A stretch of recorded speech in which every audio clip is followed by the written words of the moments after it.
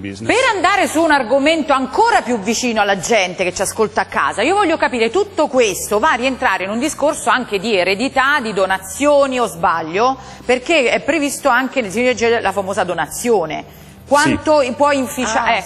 No? Allora, intanto c'è una prima annotazione da fare. Il disegno di legge prevede l'autentica dell'avvocato, l'atto di donazione invece richiede in base al codice civile l'atto pubblico, per cui questo è un primo momento che andrà sicuramente approfondito. Poi è chiaro che l'impatto sulla materia successoria e sulla materia delle donazioni ci potrà essere.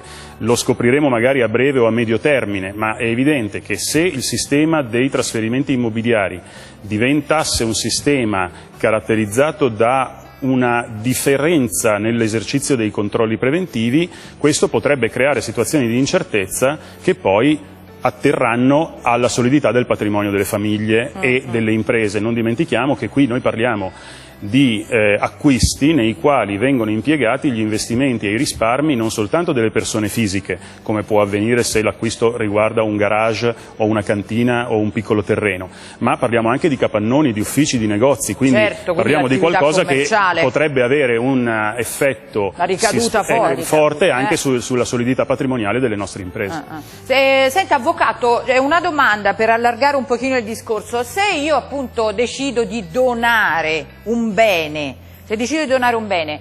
questo bene in qualche modo resta un po' inficiato, nel senso, oppure mantiene il suo valore totale? No, sicuramente il suo valore totale però quello lo mantiene, però sicuramente si espone una donazione a 1000 attacchi, perché alle revocazioni, alle azioni di riduzione in caso di eredità, di collazione. Per esempio il legittimario viene a scoprire che è stato donato un immobile, vede poi che è stato donato un immobile, può fare un'istanza di riduzione e quindi la donazione non è mai sicura, non è mai certa, o anche vendere un immobile donato è difficoltoso per questo, perché comunque si espone a revoca, anche se nasce un figlio dopo una donazione ad esempio, è un motivo di revoca della donazione. Se nasce un figlio successivamente all'atto di donazione, è proprio previsto dal codice.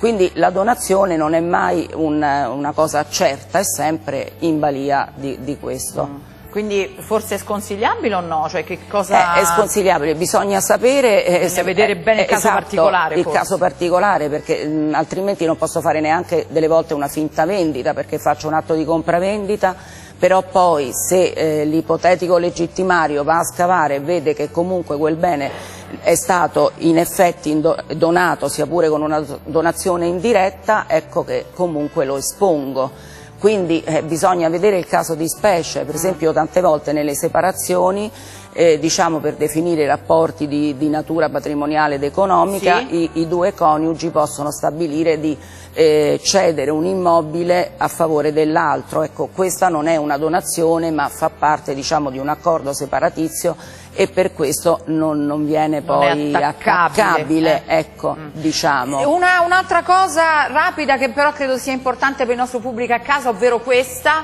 proprio per quanto riguarda la donazione. Ad esempio, io, genitore, ho 2 figli, decido di donare un immobile a un figlio, l'altro espressamente rinuncia. Espressamente rinuncia. No, come fa? Cioè dice, io voglio donare 2 immobili, poniamo. A mio figlio Caio gli dono un immobile e lo individuo, all'altro questo, lui rinuncia, vuol dire che lui non accetta la donazione, ma ciò non toglie che nel momento in cui muore questa persona è chiaro che l'altro può benissimo poi invece fare un'istanza di riduzione e dire: a te hanno donato questo immobile, perché? Perché sennò sarebbe un patto successorio e come tale è nullo. Ah, ho capito, perché poi rientra nel patto successorio. Rientra nel patto successorio che è nullo. Comunque ecco, qui veramente ci sarebbe l'esigenza di intervenire, secondo me, ecco, e modificare la legge. Anche appunto vedo Carmelo Di Marco perché si dà poco spazio al testatore, cioè veramente ne viene coarta delle volte la volontà, io penso. Sì, infatti ci sono già 2 progetti che sono stati portati all'attenzione del del legislatore, uno relativo proprio ai patti successori. Oggi non sarebbe possibile, quando il genitore in vita dona un immobile a uno dei due figli, che l'altro figlio dica mi sta bene così, rinuncio a impugnare. Questo non si può fare, perché diventerebbe un patto successorio che oggi è nullo per legge. E quindi bisognerebbe innanzitutto mettere mano a questa disciplina, cercando di facilitare una contrattazione all'interno delle famiglie che servirebbe a prevenire i conflitti anziché a escluderli, che è una differenza non da poco.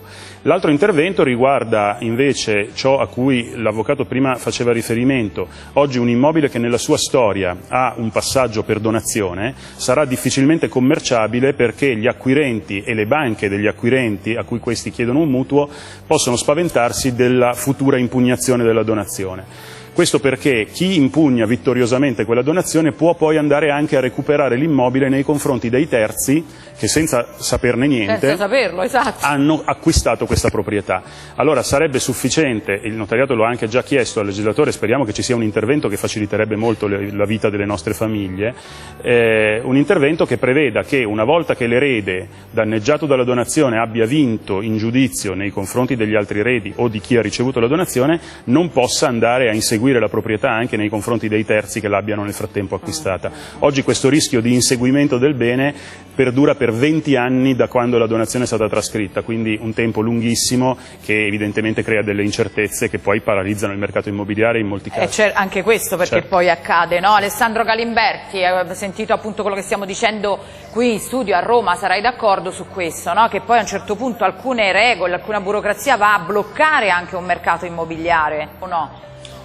Ma senz'altro noi abbiamo un codice civile che disciplina in modo tassativo le quote di eredità che il decuius, che è il proprietario insomma dei beni, non può destinare diversamente da quello che è previsto dal codice, cioè sostanzialmente al coniuge e ai figli.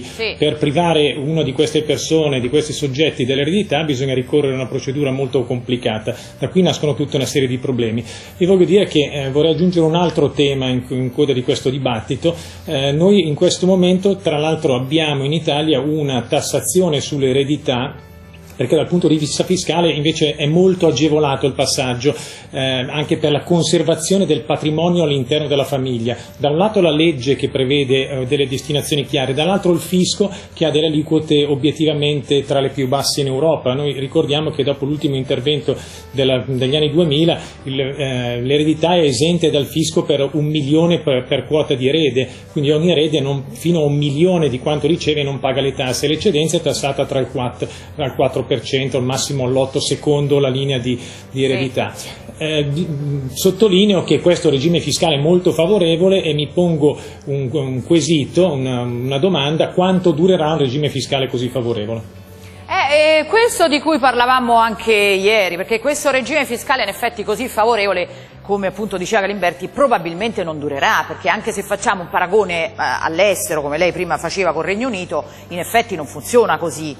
Allora, intanto è un argomento sul quale anche altri ordinamenti si stanno muovendo. E proprio di ieri la promessa del primo ministro Cameron di esentare dall'imposta di successione i trasferimenti ereditari fino a 1 milione di sterline, quindi qualcosa di più rispetto al nostro 1 milione di euro. Nel nostro caso, come diceva bene il dottor Galimberti, l'esenzione è per 1 milione per ogni erede, se si tratta del coniuge o di parenti in linea retta.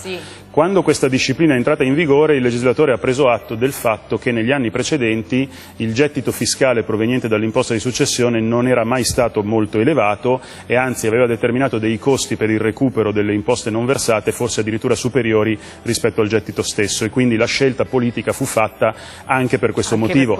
Però sono passati ormai quasi 15 anni e quindi è evidente che lo scenario normativo potrebbe anche cambiare. È un motivo in più per intervenire favorendo la contrattazione interna alle famiglie, perché in questa maniera ci sarebbe una maggiore consapevolezza di tutti e anche un vantaggio per l'erario nel percepire imposte che possano essere calcolate con certezza oggi quando l'atto si compie, anziché rimandate a un momento rispetto al quale è impossibile fare dei calcoli ex ante. Quindi da questa chiacchierata informativa, mi piace sempre dire, se non sbaglio si sta delineando questo genere di idea sia dai notai, dagli avvocati, così come anche Galimberti credo che sia d'accordo, siamo in chiusura, che in effetti c'è bisogno anche di lasciar decidere all'interno di una famiglia quello che si vuole fare. Mi pare di capire questo, avvocato? Certo, sì.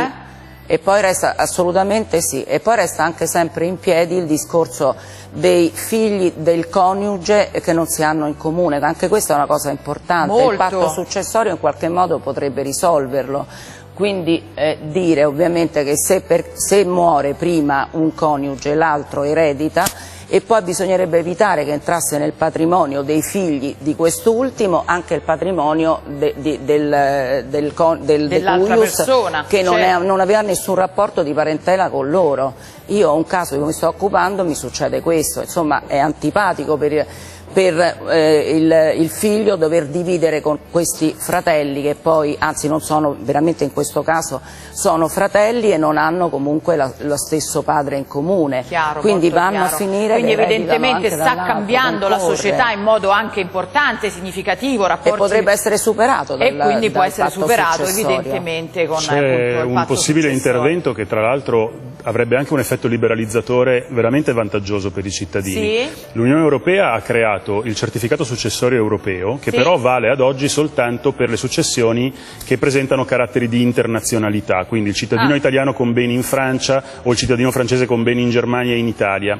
Sarebbe molto interessante poter avere un certificato successorio interno al nostro ordinamento che assorba la funzione della dichiarazione di successione, dell'accettazione di eredità, della pubblicazione di testamento, un unico atto che con una disciplina finalmente unitaria e conosciuta da tutti potrebbe disciplinare la sorte di un'eredità, e questo sarebbe veramente un grande vantaggio, soprattutto pensando ai fenomeni sociali in atto. Pensiamo anche alle famiglie non soltanto con più genitori rispetto al numero tradizionale di 2, ma anche a famiglie che magari abbiano loro stesse profili di internazionalità. Evidente. È un fenomeno che andrà sempre più allargandosi numericamente. Altro che. Posso dire, vi ringrazio molto di essere stati qui a TG2 insieme, davvero grazie al nostro avvocato Antonella Tomassini, così come a Carmelo Di Marco, presidente di Feder Notaris.